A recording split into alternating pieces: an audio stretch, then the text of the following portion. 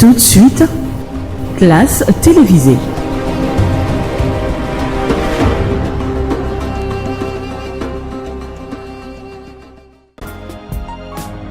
Utilisons la gamme Soumamous pour l'hygiène et la désinfection de nos maisons.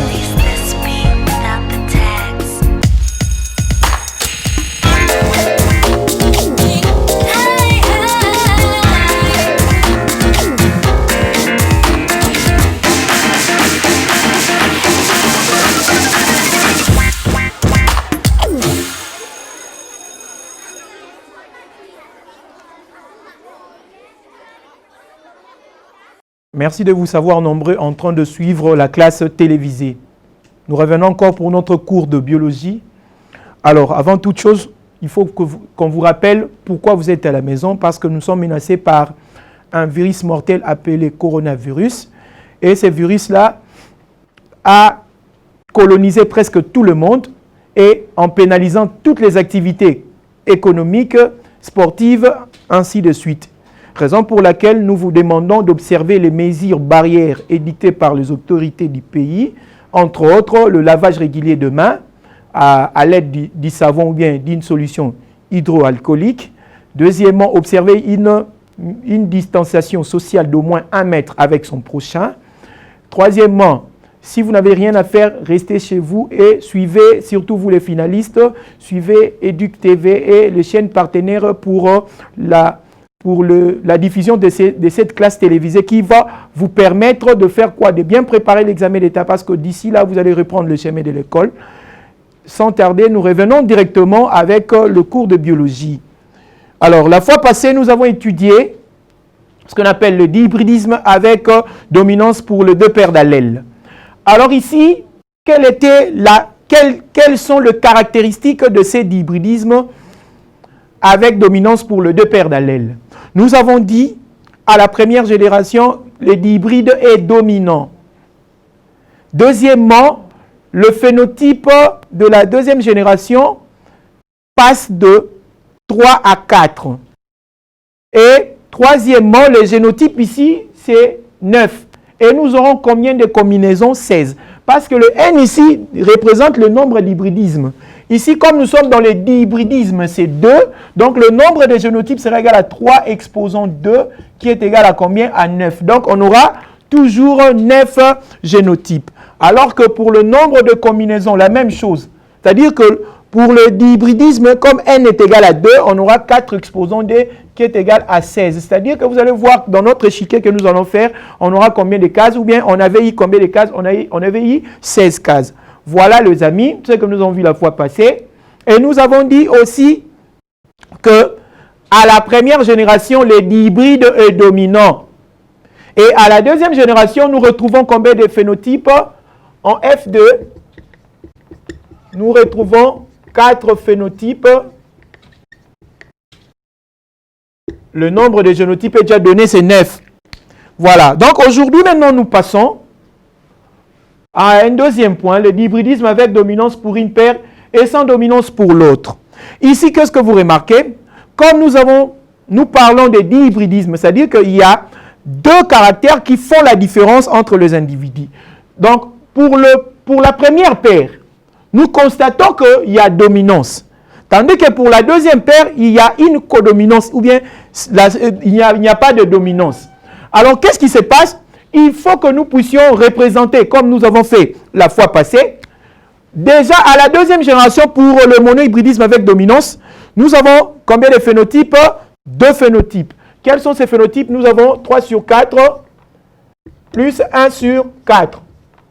Tandis que pour le monohybridisme sans dominance, à la deuxième génération, on avait combien de phénotypes? On avait 3 phénotypes. Quels sont ces phénotypes? Vous avez 1 sur 4. Plus 2 sur 4, plus 1 sur 4.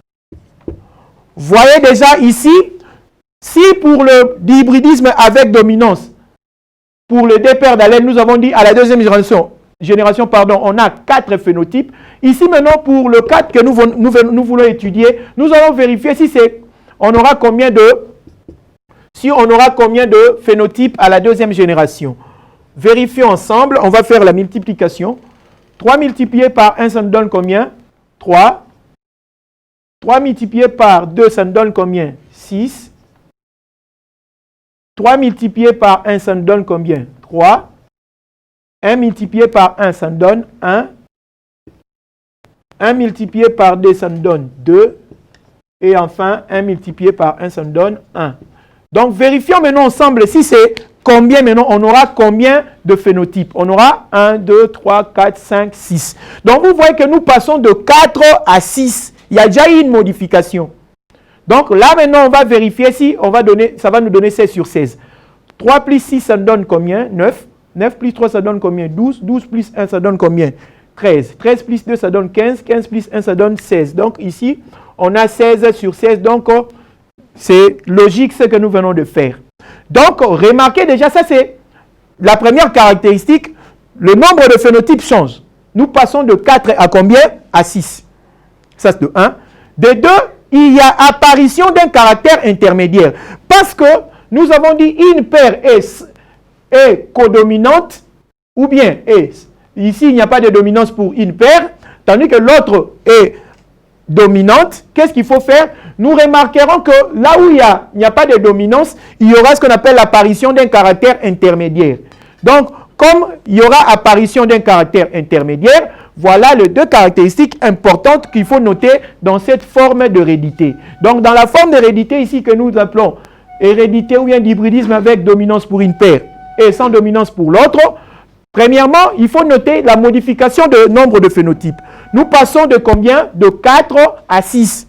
Deuxièmement, comme il y a dans une paire la codominance ou bien des individus dont personne ne domine sur l'autre, qu'est-ce que nous allons constater? À la première génération, il y aura apparition d'un caractère intermédiaire.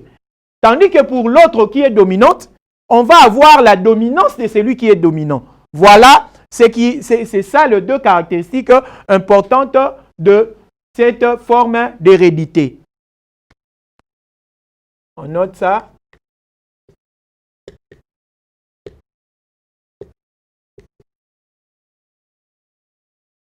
Cette forme d'hérédité est caractérisée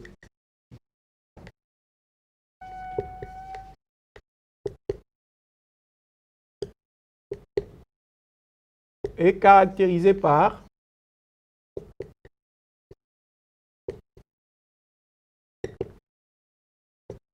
la modification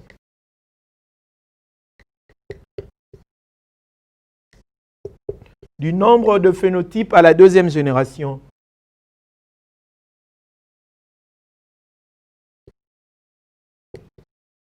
Modification du nombre de phénotypes en F2.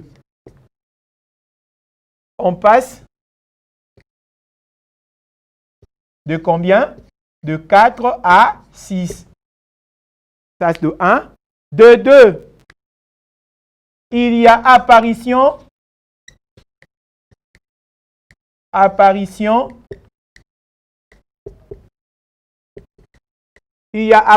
d'un caractère intermédiaire.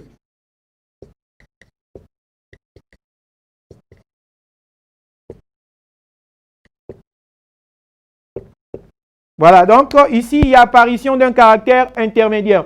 Voilà ce qu'il faut noter pour cette forme d'hérédité. Alors, rapidement, nous prenons un exemple.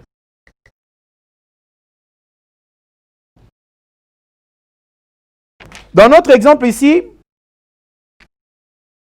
qu'est-ce que nous prenons? On dit un horticulteur croise de mufliers de race pure. La première race pure est composée de quoi?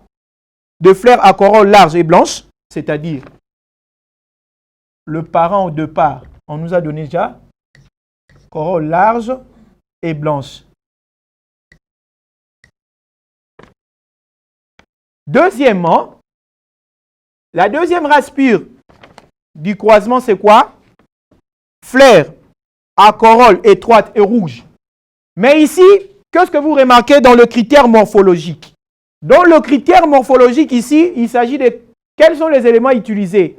Nous avons deux éléments utilisés dans notre critère morphologique ici. Il s'agit de quoi? De la forme ainsi que de la couleur. La forme ici, c'est quoi? Dépend de quoi? De type de corolle.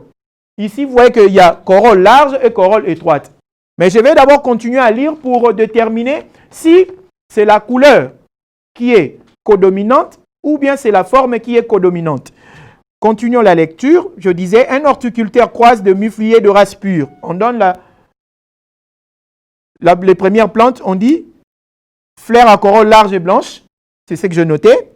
Deuxièmement, avec une autre race pure, c'est-à-dire fleurs à corolle étroite et rouge. À la première génération, qu'est-ce qu'on constate? Toutes les plantes ou bien toutes les fleurs ont de corolles blanches et roses. Qu'est-ce que vous remarquez? La corolle blanche, la corolle large revient encore à la première génération. C'est-à-dire que la dominance concerne la forme de corolle. C'est-à-dire que pour noter la corolle étroite, il faut noter ça par L minuscule parce que je vous avais dit, le caractère récessif est noté par la lettre minuscule du caractère du dominant. Le caractère du dominant, c'était large. Corolle large. Large commence par L. Donc, comme il est dominant, on dit L majuscule. Comme étroite est dominée, à la première génération, étroite est masquée par large.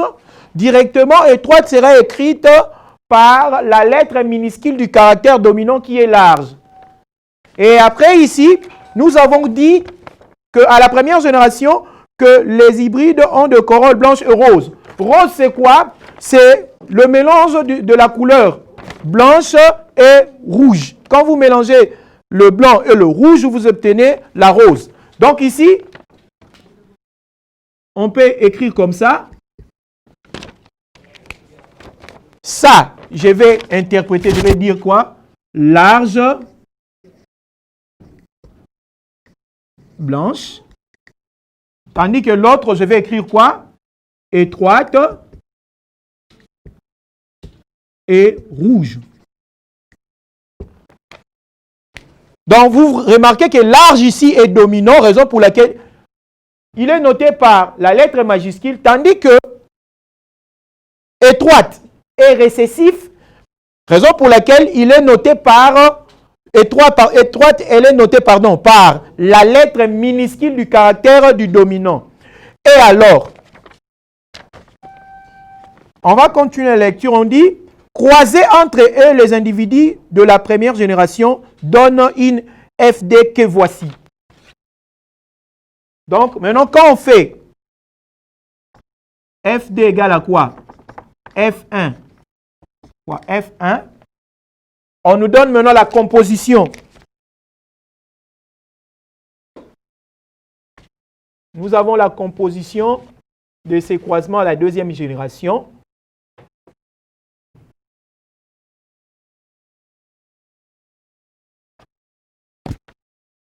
Nous obtenons quoi? Que voici, je vais noter ça ici pour gagner l'espace. Vous avez 189 plantes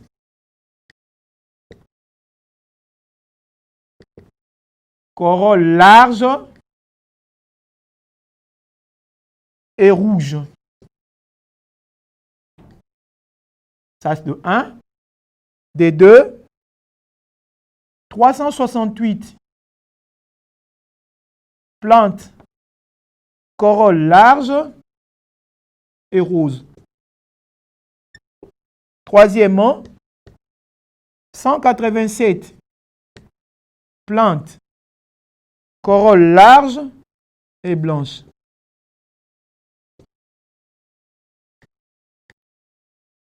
Quatrièmement, vous avez 62 plantes corolle étroite et rouge.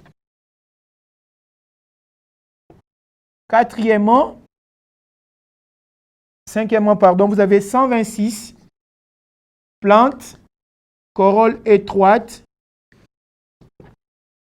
et rose.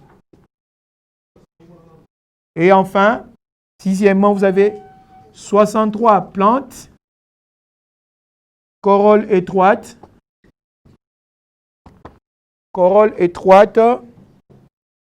et blanche. Alors, tout en donnant les détails ici, pour notre cas là, comment nous pouvons expliquer comment nous sommes passés de 4 à 6. J'avais noté ça ici, mais pour plus de précision, notons ça. On aura 3 sur 4 plus 1 sur 4, facteur de 1 sur 4 plus 2 sur 4 plus 1 sur 4. Cela nous a donné quoi? 3, 6, 3, 1, 2, 1 sur 16. Voilà la composition. Et alors là, maintenant, nous allons vérifier. Premièrement, nous devons d'abord trouver. Interprétons ensemble. Interprétation. Nous devons interpréter ce qu'on nous a donné. Nous avons le parent qui sont comment?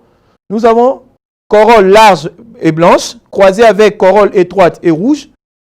Maintenant, à la première génération, nous avons dit, on a obtenu quoi? On a obtenu des corolles, de plantes à corolle large, ainsi que de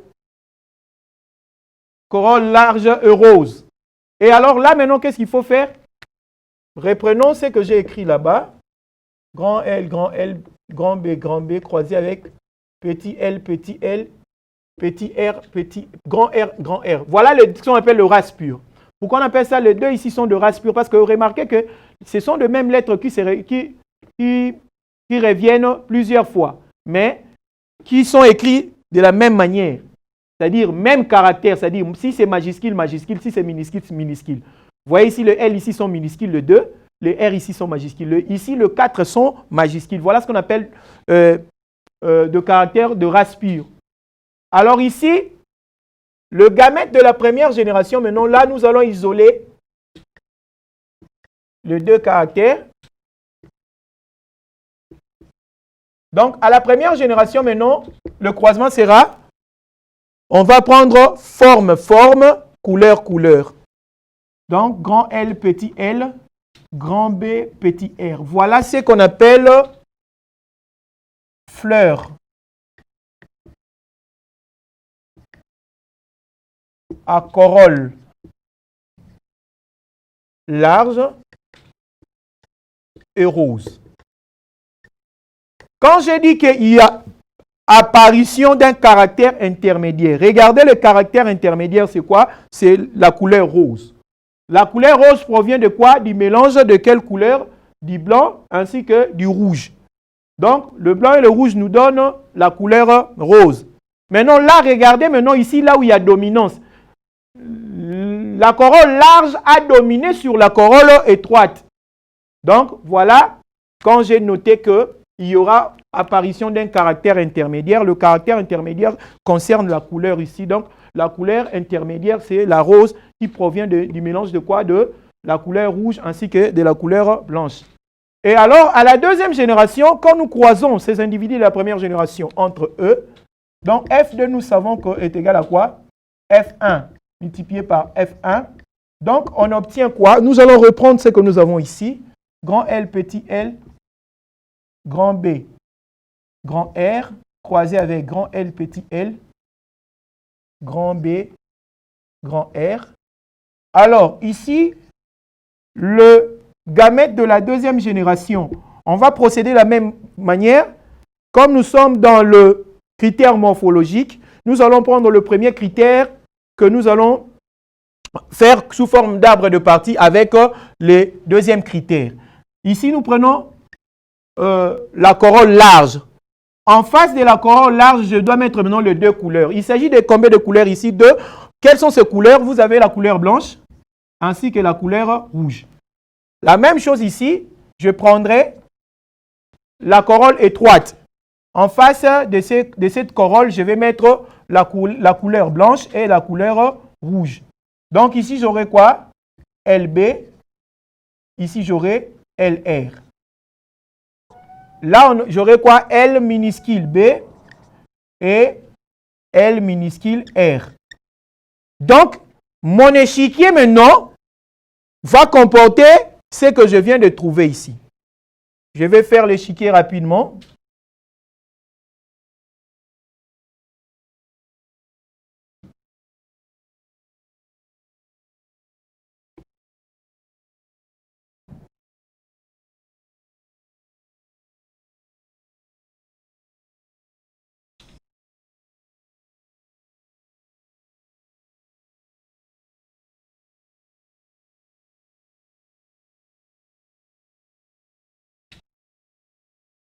Voilà, j'ai fait l'échiquier rapidement. Allez, je vais compléter maintenant les cases ici par les phénotypes que j'ai là. J'aurai LB, LR, petit l, grand B, petit l, grand R. La même chose que je vais placer ici. LB, LR, petit l, grand B, petit l, grand R. On commence le croisement. Ici, quand on fait LB, LB, ça nous donne quoi? Grand L, grand B, grand B. La même chose ici, quand on fait LB, LR, ça nous donne quoi? LL, BR. La même chose là, quand on aura quoi? Grand L, petit l, grand B, grand B. Et là, on aura quoi? Grand L, petit l, grand B, grand R. On continue la suite. On aura quoi? LL, grand B, grand R, grand L, grand L, grand R, grand R, grand L, petit l, grand B,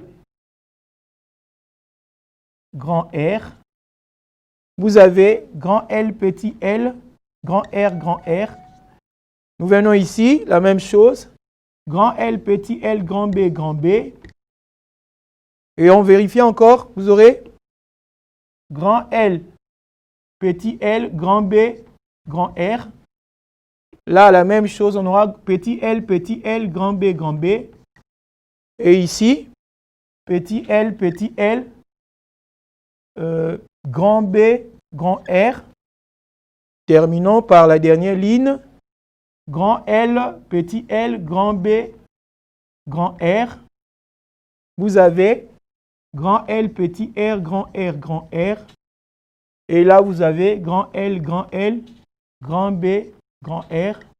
Et enfin, terminons par petit l, grand R.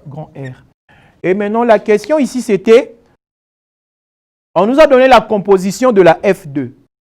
Maintenant, nous allons voir si cette composition coïncide avec ce que nous avons dans les cases ici. Vérifions ensemble. Premièrement, nous avons dit,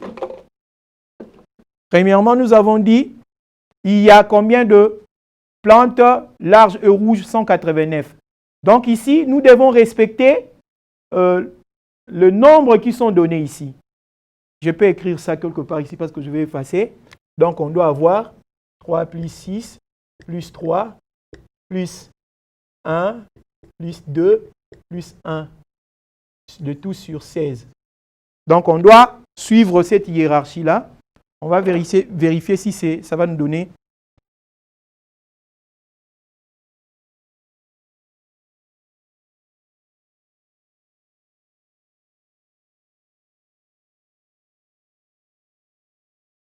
Tout en gardant d'abord ces nombres que je viens de mettre. Je ne vais pas effacer aussi le nombre. Parce que ce sont ces nombres aussi qui vont nous orienter à savoir si nous sommes dans le bon ou bien dans le mauvais. Bien, allons-y. On commence par 189 plantes larges et rouges. Large et rouge, en principe, doit être dans combien de cases? Dans 3 cases. On va vérifier si ça sera dans 3 cases. Bien, allons-y. Ici, cherchons d'abord large et rouge. Large et rouge, c'est-à-dire grand L, grand R, grand R. Nous avons 1. Nous avons 2. Pourquoi j'ai pointé ici? Parce que vous voyez que ici, il s'agit de... La paire ici concerne la dominance, tandis que l'autre, c'est la codominance. Donc, je pointe ça parce que L majuscule domine sur L minuscule. Donc ça c'est 2. Je cherche encore le troisième. Voilà, le troisième est là. Large et rouge. Si ça se trouve dans combien de cases? Dans 3 cases. 1, 2, 3. Donc vous voyez que nous sommes déjà dans le bon. Et ici, le nombre de plantes en question, c'est combien? 189. Donc vous avez 3 sur 16, large et rouge. Rapidement, on donne le phénotype qui sont concernés. Vous avez grand L, grand L, grand R, grand R, au nombre de 1, bien sûr. Là-bas, regardez, vous avez grand L, petit L, grand R, au nombre de combien? De 2, qui fait combien? 3. 3 sur 16. Donc 189, donc ça représente 3 sur 16. On vient pour le deuxième, 368 large et rose, c'est-à-dire là où nous allons trouver grand L et BR. Nous venons ici, on commence. Ça c'est 1, je mets très bien. Ça c'est 2, je mets très bien. Ça c'est 3, je mets très bien. Je viens ici, ça c'est 4, 5 et 6. Donc nous avons 1, 2, 3, 4, 5, 6. Donc vous voyez que nous sommes dans cette fourchette ici. 6 sur 16. Large et rose. Ici, on n'en a que 2. Nous avons grand L, grand B, grand R au nombre de 2 et grand L, petit L, grand B, pardon, ici je disais grand L, grand B, grand R au nombre de 2. Là-bas aussi la même chose, grand L, petit L, grand B, grand R au nombre de 4. Donc 1, 2, 3, 4. Quand j'ajoute le 2 ici, ça fait combien? 6. Donc 6 ici prend à peu près 368. On prend le troisième. Le troisième c'est 3 sur 16. Ici représenté par quoi? Représenté par large et blanche. C'est-à-dire là où nous allons trouver grand L, grand B, ou bien grand L, petit L, grand B. Voilà, je note ça par un point. 1, 2 et enfin 3. C'est dans 3 cases. Donc c'est 3 sur 16. 3 sur 16, large et blanche. Alors ici nous aurons quoi? Grand L, grand B. Et ici vous avez grand L, petit L, grand B au nombre de 2. Après, nous avons 62 plantes étroites et rouges. C'est-à-dire là où je vais trouver petit L, grand R. Donc, c'est dans une seule case. Je mets ça point d'interrogation. Donc, vous avez 1 sur 16, étroite et rouge, représenté par petit L, grand R. Après viendra 126, c'est-à-dire 2 sur 16. Étroite et rose. Regardez, c'est ça le 2 ici. Étroite et rose. Et mets ça par la double implication. Donc vous avez 2 sur 16. Étroite et rose. Et enfin, nous avons 63 plantes étroites et blanches. C'est-à-dire, là où nous allons trouver petit L, grand B. Il est seul. Je mets ça par. Donc, vous avez 1 sur 16 ici. Ici, c'est noté par petit L, grand B, grand R au nombre de 2. Et là-bas, vous avez étroite et blanche. Noté par petit L, grand B. Voilà comment nous venons d'interpréter les plantes qui sont sorties à la deuxième génération. Donc, nous constatons que les plantes qui sont sorties à la deuxième génération coïncident ou bien vont de pair avec notre échiquier que nous avons fait ici. Donc, avec ça, nous avons résolu le problème qu'on nous a donné sur le croisement de muflier. Alors, rappelons d'abord ce que nous venons de voir avant de chuter. Nous venons de voir le dihybridisme avec dominance pour une paire et sans dominance pour une autre paire. Nous avons dit qu'il y a deux caractéristiques importantes. La première caractéristique, nous avons dit quoi? Il y a modification du nombre de phénotypes à la deuxième génération. Nous passons de 4 à 6. Et nous avons dit qu'il y a apparition d'un caractère intermédiaire. Dans notre exercice que nous venons de faire, le caractère intermédiaire, c'était la couleur rose, qui provient du mélange de la couleur blanche ainsi que de la couleur rouge. Et nous avons donné un exercice.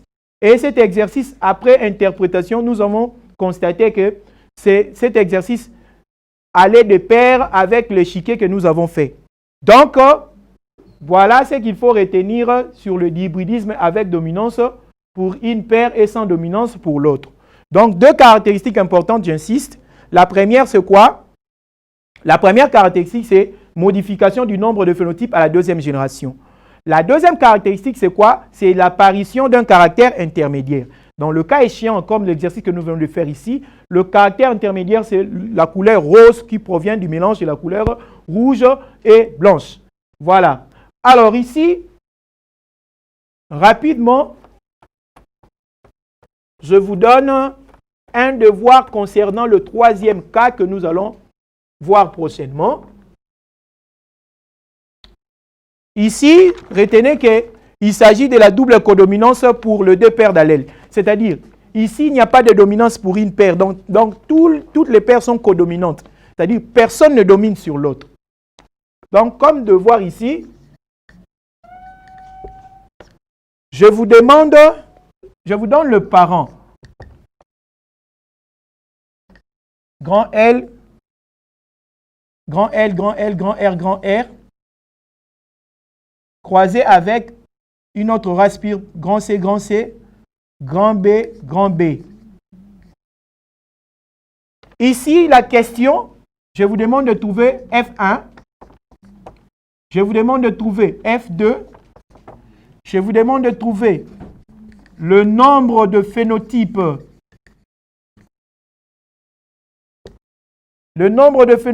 en F2. Et donc ici, je disais que c'est le troisième cas. Il s'agit de la double codominance. C'est-à-dire que ici, personne ne va dominer sur l'autre. Aucun caractère ne dominera sur l'autre. Sur les deux paires d'allèles, aucune paire ne va dominer sur l'autre. On ne peut pas aussi partager 50%, 50%. Non. Ici, toutes les paires viennent avec la même intensité. Alors ici, raison pour laquelle je vous demande de me donner, à la première génération, on doit obtenir quoi?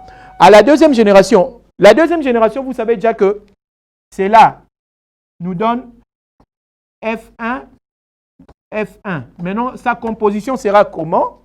Et ici, premièrement, avant de passer à tout ça, songez à donner le nombre de phénotypes que nous aurons à la deuxième génération. Pour trouver le nombre de phénotypes que nous aurons à la deuxième génération, il suffit de faire le croisement du monohybridisme sans dominance. Vous faites ça 2 fois, comme j'avais fait pour le monohybridisme avec dominance, lorsque j'ai parlé du premier cas.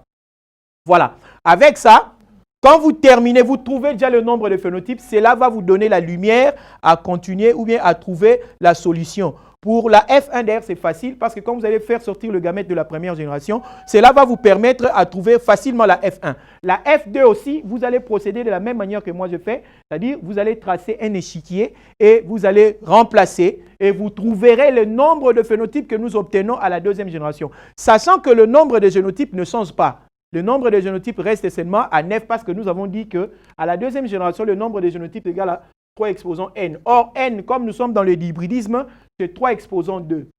3 exposants 2, ça me donne combien? 9. Donc, le nombre de génotypes ne change pas dans le dihybridisme. Tandis que pour le 3 cas que nous venons de voir, vous avez constaté que le premier cas, le nombre de phénotypes est égal à 4. Pour le deuxième cas, le nombre de génotypes est égal à 6. Maintenant, vous allez faire comme devoir pour le troisième cas lors de la double codominance. Et ici, le nombre de phénotypes sera égal à combien? Voilà ce qu'il fallait retenir pour aujourd'hui, tout en vous rappelant que nous sommes pendant une période où le virus bat son plein. Qu'est-ce qu'il faut faire? Il faut respecter les mesures barrières. Lavez-vous les mains régulièrement.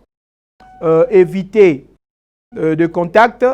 Soyez distant avec votre prochain d'au moins 1 mètre. Et si vous voulez tousser ou bien éternuer, utilisez le pli de votre coude. Et cela va vous permettre d'éviter cette pandémie qui sévit tout le monde entier. Et si vous n'avez rien à faire, restez chez vous. Et surtout pour vous les finalistes, commencez déjà à vous préparer et restez, suivez Edict Télévision ainsi que les chaînes partenaires. Cela va vous permettre à faire quoi? À vous remémorer de ce que vous avez étudié au mois de septembre jusqu'à aujourd'hui. Cela va vous permettre à vous exercer davantage parce que bientôt il y aura examen d'État. Et bientôt vous allez reprendre le chemin de l'école parce que déjà toutes les voies se sont accordées déjà pour la reprise imminente de cours. Quant à moi, je vous remercie et je vous retrouve à la prochaine.